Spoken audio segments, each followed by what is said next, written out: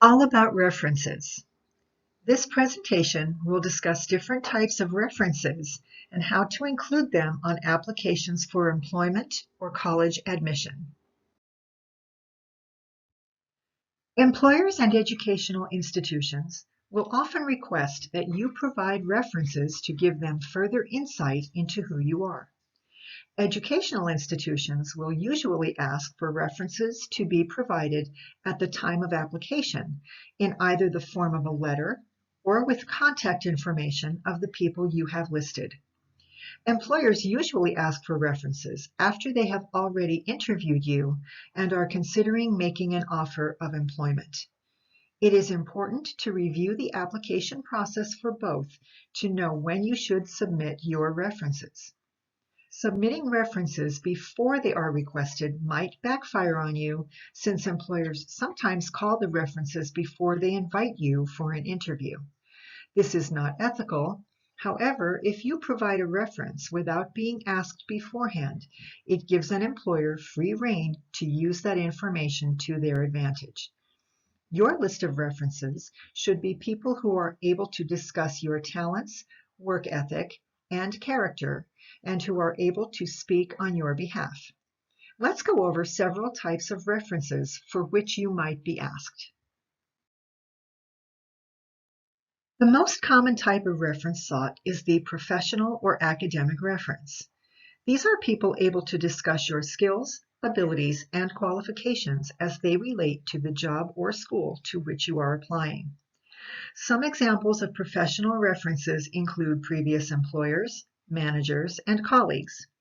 Academic references might include college instructors, academic staff, or internship supervisors. Another type of reference you may be asked to submit is the personal reference. This is someone able to discuss your character, personality traits, and other attributes that will give an employer or educator insight into who you are as a person. Character traits such as reliability, approachability, humor, and empathy are some of the things a personal reference should be able to discuss. These might consist of people who served more in a capacity of advisor rather than supervisor, such as a favorite high school teacher, coach, pastor, club officer, or someone in an organization for whom you've done volunteer work. You usually provide a personal reference if you have not held a job or if you've been out of the workforce for a period of time and your professional network might no longer be current. Family or personal friends should not be listed as personal references, even though you may have worked for or with them. Another type of reference that is now included on some applications is the LinkedIn recommendation. If you have a LinkedIn profile, you should be asking people in your network to provide a reference for you to be showcased on your profile. Then, by including the hyperlink to your LinkedIn profile on your application, employers will be able to see who has recommended you and why. If you do not have a LinkedIn profile, contact Career Services for assistance. Deciding whom to include as a reference will depend on your personal and professional circumstances, as well as on what the employer or educational institution requires. In any case, you should ensure that the people you choose are willing to provide a strong, positive reference. This means they should have been able to observe behavior and interact with you for a reasonable period of time beyond one class or interaction. If you do not know for certain that a person will give you a reference that will enhance your chances of acceptance, don't ask. You might be surprised to learn that some persons who reluctantly agree to be a reference for you might not be helpful to you. This is not always evident in what they say, but rather in what is implied by what they say. The following slide outlines examples of actual phrases employers or professors provided in their letters of recommendation and how they were interpreted by the organization or institution making the decision. Here are some relatively generic or vague phrases that someone who is unable to give a good recommendation might use. What they say: has a vivid imagination. What they mean: the person frequently tells lies. What they say: is most productive when working on individual assignments. What they mean: doesn't work well with others. What they say: in speaking with fellow faculty, they assured me student regularly attends class. What they mean: rarely showed up for the recommender's class or appointment. It is not unusual to be asked to provide between 3 to 5 references for the position or program to which you are applying. This does not mean that all references will be contacted. However, it allows for an employer or college to make a better informed decision when considering an applicant. Be sure to review the application instructions, as they will usually indicate the type of references you should provide, as well as the number. For example, the instructions might read, provide a total of 3 references, 2 professional or academic, and 1 personal. Be sure to follow these instructions and to indicate which category your references represent. When developing your network of references, it is a good idea to have at least 5 or more people available so that you are not always asking the same people to vouch for you, and that you have several to represent each possible category. This will help to ensure that your references will support what you have on your resume or application. Depending on where you apply, you might be asked to submit a reference list or a reference recommendation letter. A reference list is basically a list of people who will be contacted directly by the institution or organization via phone or email to gain information. You would list their name, title, company or home address, phone and email address. This list would be provided on a separate sheet of paper and would not be included until they are requested. Do not include references if the application does not specify that you must. Again, pay attention to the application instructions, as they will indicate the type of references you should submit and in what capacity. For example, include 3 references, 1 professional, 1 personal, and 1 academic. Be sure to indicate which category each reference represents. In some instances, especially in higher education, the recommender will be required to submit a formal letter to be sent directly to the institution. The potential student will have the option to waive the right to see the letter prior to submission. It is advised, as a rule, to waive the right to see the letter prior to submission, as it is given more weight by the decision makers if the student did not have the opportunity to review the letter ahead of time. There are 2 basic types of letters. The first is a narrative written for a specific program or position to which you are applying. This would require you to ask the recommender to provide a different letter for each application. In this case, you should request the letter within a reasonable amount of time prior to application and provide the recommender with as much information as possible about the position or program so that the letter is tailored to your specific qualifications. It is also helpful to provide your resume or transcripts to the recommender, especially if a significant period has passed and they may not have specific information about you readily available.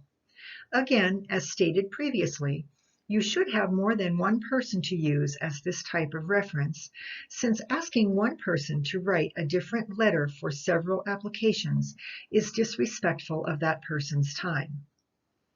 Another type of reference letter may be written in a general format, which provides a sweeping overview of characteristics, traits, and behaviors rather than specific information as it pertains to a particular job or program.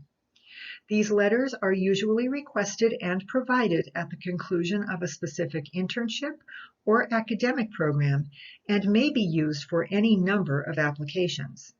However, you should still be sure to inform the recommender each time you are submitting the letter and in what capacity. Sending along your resume and link to the program or position announcement is still helpful, so the person will be able to speak with clarity about you if contacted. Whenever you leave a position or academic program, you should ask for a letter of recommendation from your manager, instructor, coach, etc., if you had a good working relationship. It is a good idea to ask right away because as time passes, people may not have a clear recollection of your performance, especially faculty. Having letters in hand in advance will provide you with written documentation of your credentials, which are readily available to give prospective employers.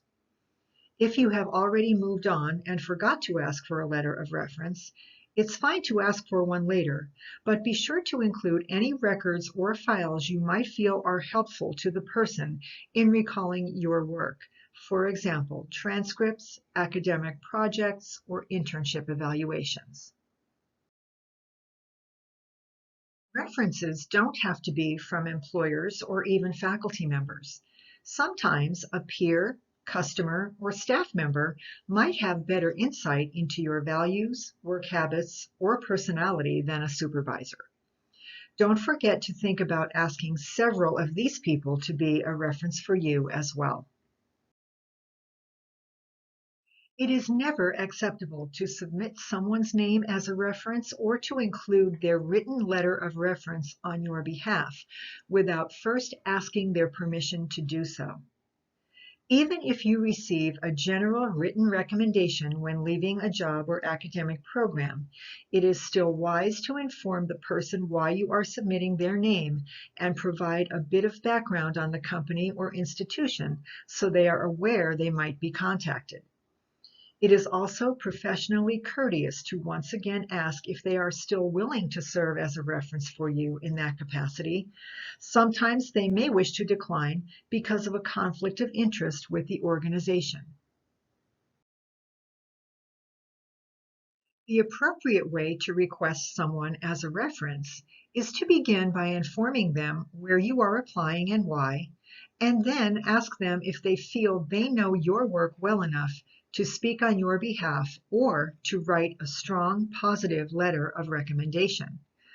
Always offer to include your updated resume and job description or program to which you are applying, so your reference has current information.